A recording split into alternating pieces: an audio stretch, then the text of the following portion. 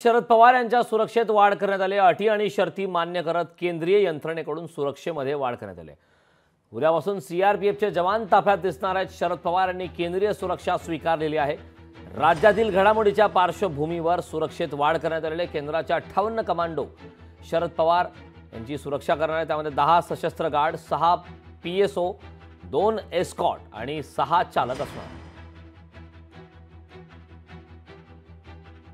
मला असं कळलं की पवार साहेबांना सुरक्षितता वाढवण्याचा निर्णय केंद्र सरकारने घेतलेला आहे।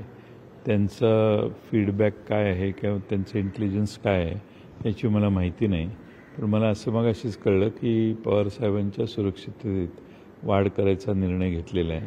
काही दिवसापूर्वी अजित पवारांच्या देखील सुरक्षिततेत वाढ केली असं मी कुठेतरी वाचलं होतं।